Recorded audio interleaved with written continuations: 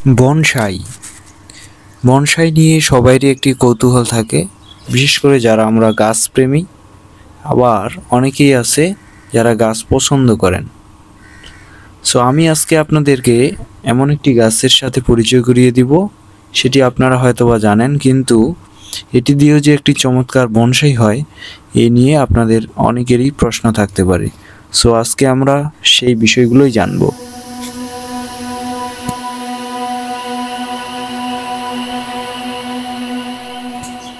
ছাদের এক কোণে অবহেলায় পড়ে থাকা একটি গাছ নিয়ে অসাধারণ বনসাই তৈরি করলে অনেকের মনেই আনন্দ জাগবে। তেমনই একটি গাছ নিম। এর ইংরেজি নাম Azadirachta indica। প্রথমে গাছটিকে খুব সাবধানের সহিত তুলে নিতে হবে। আর নিম গাছের ক্ষেত্রে যদি আপনার শিকড় নাও থাকে তাও সমস্যা নেই, আপনার অলরেডি অনেক সুন্দর শিকড় তৈরি হয় এবং চমৎকার একটি গাছ। সো বনসাইয়ের জন্য একদম পারফেক্ট। শুধুমাত্র একটি প্রবলেম, সেটি হচ্ছে সামান্য পরিমাণ ডাইব্যাক করে। সো সে বিষয়ে খুব বেশি সেন্সিটিভ না হলেও চলবে। আর আমি যেহেতু গাছটিকে তুলে নিলাম তাই কিছু পাতা স্যাক্রিফাইস করার চেষ্টা করছি, কারণ যেহেতু এখানে খুব বেশি শিকড় নাই তাই চাচ্ছিলাম যে সেটি যেন ব্যালেন্স থাকে গাছটির। এরপর আমি ওয়্যারের সাহায্যে, এটি অবশ্যই একটি অ্যালুমিনিয়াম ওয়্যার লাগবে, আর এই অ্যালুমিনিয়ামের ওয়্যার দিয়ে গাছটিকে একটা নির্দিষ্ট শেপ দেওয়ার জন্য 2 আঙ্গুল দিয়ে ফেস করে করে আস্তে আস্তে করে একটি ওয়্যার পেঁচিয়ে নিচ্ছি। সো আপনার গাছটি যেমন হবে সেরকম আপনি ওয়্যার ইউজ করবেন। এর থেকে মোটা ওয়্যার এখান থেকে এই গাছের মধ্যে ইউজ করলে আপনার গাছটি ভেঙে যাওয়ার চান্স থাকে। সো যেহেতু নিচেরটি শিকড় তাই আমি আস্তে করে এখানে হাত দিয়ে পেশ করে হালকা টুইস্ট করার চেষ্টা করছি, অর্থাৎ হালকা করে বাঁকিয়ে নেওয়ার চেষ্টা করছি, ঠিক আপনার এস শেপের মতো। সো আপনাদের যেমন যার ইচ্ছা ঠিক তেমনই দিতে পারেন, তবে অবশ্যই বি কেয়ারফুল, কারণ এটি যেহেতু এক ধরনের কাঠ জাতীয় গাছ। সো এই ক্ষেত্রে আপনাকে খুব সাবধানের সহিত 2 আঙ্গুল দিয়ে হালকা করে পেশ করে একটি নির্দিষ্ট শেপ দেওয়ার চেষ্টা করতে হবে। সো এখন মোটামুটি একটা নির্দিষ্ট শেপ আসছে। সো আমাকে ঠিক গড়ার সাথে যে উপরের অ্যাপেক্সটি এটি আমি সোজা রাখলাম, কারণ পরবর্তীতে গাছটি দেখতে ভালো লাগে। মোটামুটি একটি পটে আমি গাছটিকে লাগিয়ে দিলাম। ঠিক দেখুন গাছটির স্টাইলটি কেমনই হবে। আর গাছটির কে যদি অনেকেরই প্রশ্ন জাগে যে নিম গাছ দিয়ে কি বনসাই হয়, তাহলে অবশ্যই গুগলে গিয়ে লিখবেন যে কী কী গাছের বনসাই করা যায়। তারপর আপনারা নিচের দিকে স্ক্রল করলে বুঝতে পারবেন এখানে আর্টিকেল বনসাই নামে একটি আর্টিকেল রয়েছে।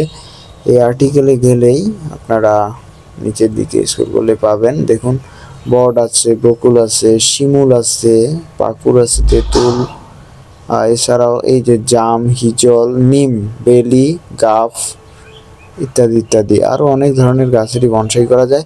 সো এই গাছটিও যে বনসাইয়ের জন্য অনেকটি পারফেক্ট গাছ তা আপনারা হয়তো এতক্ষণে বুঝতে পারছেন এবং বুঝবেন। আর বিশেষ করে যেহেতু একটি ঔষধি গাছ, এর অনেক চমৎকার কিছু গুণ রয়েছে, পরবর্তীতে আপনাদেরকে জানানোর চেষ্টা করব গুণগুলো এবং উপকারী এবং অপকারী দিক। দেখুন গাছটিকে আমি প্রায় আজ থেকে 6 মাস আগে এখান থেকে রোপণ করে অর্থাৎ একটা স্টেল দেওয়ার চেষ্টা করছিলাম। আর এটি আসলে সেই গাছটি না, অর্থাৎ প্রথমে যে আপনাদেরকে ভিডিওটি কালেক্টরে দেখালাম সেটি না। এই গাছটি আমি 2রা ফেব্রুয়ারি কালেকশন করে এই অবস্থায় নিয়ে আসছি, অর্থাৎ আজ থেকে 6 মাস আগের এই ভিডিওটি, অর্থাৎ এই গাছটির ভিডিও আমি ধারণ করি।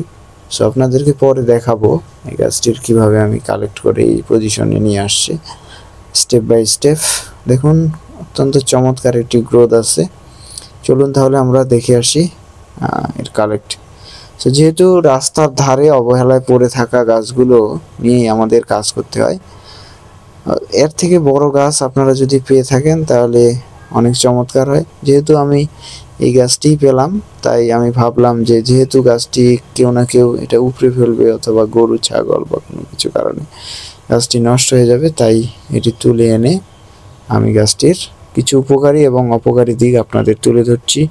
দেখুন, উপরে অনেক ধরনের উপকারী রয়েছে, যেমন চুলের চুলকানি দূর করে, চোখের চুলকানি দূর, ম্যালেরিয়ার বিরুদ্ধে কার্যকারী। অপকারিতাও রয়েছে, অতিরিক্ত ব্যবহারের সাইড ইফেক্ট, গর্ভবতী নারীর জন্য ক্ষতিকর, শিশুদের জন্য উপযুক্ত নয়, রক্তচাপের উপর প্রভাব ইত্যাদি। সো বুঝতেই পাচ্ছেন এর উপকারিতা এবং অপকারী উভয় দিক রয়েছে এবং ঔষধি গুণে ভরপুর। ঠিক আছে, আর ছাদ বাগানে এমন একটি নিম গাছের বনসাই যদি হয় তাহলে অবশ্যই অনেকেরই মনে আনন্দ এবং উৎসাহ জাগবে। সো যেহেতু গাছটি খুবই ছোট, তাই আমি একটি ছোট পাত্রে গাছটিকে টবে লাগিয়ে দিলাম এবং 1 মাস পর দেখুন গাছটির চমৎকার একটি গ্রোথ আসছে। আমি ওই পটটিতে গাছটিকে, অর্থাৎ এর তুলনায় একটু বেশি মাটি আছে এমন একটি পটে লাগিয়ে দেব। এখন আপনাকে অবশ্যই গাছটিকে খুব তাড়াতাড়ি বনসাই পরিণত করতে হলে ছোট পটে রাখাই যাবে না, কোনো ক্রমেই আপনি ছোট পটে রাখবেন না। যদি আপনি বড় ধরনের বনসাই এবং হেলদি কোনো গাছ তৈরি করতে চান তাহলে অবশ্যই আপনাকে এর তুলনায় একটু বড় পটে গাছটিকে লাগিয়ে দিতে হবে। আর যেহেতু গাছটিকে আমি নতুন মাটিতে লাগিয়ে দিচ্ছি, তাই হালকা একটু শিকড়ের জায়গায় মাটিগুলোকে সরিয়ে নিলাম, যাতে করে খুব সহজেই গাছটি নতুন মাটিতে সেট আপ হতে পারে এবং খুব সহজেই নতুন মাটিটাকে আঁকড়ে ধরতে পারে। সো এটি হচ্ছে বিষয়। সরাসরি গাছটিকে যেভাবে আছে সেভাবে না লাগিয়ে হালকা একটু গোড়ার মাটি ভেঙে দিলে গাছটি খুব সহজেই সার্ভাইভ করতে পারে এবং লেগে থাকে। দেখুন, কিছুদিন পর, আরও প্রায় 15 থেকে 20 দিন পর গাছটির গ্রোথ একটা চমৎকার লুক আসছে। বুঝতেই পারছেন হেভি একটি গাছ, আর ছোট ছোট পাতা সব কিছু মিলে চিরহরিত একটি গাছ এবং যাকে বলা হয় বহুবর্ষজীবী।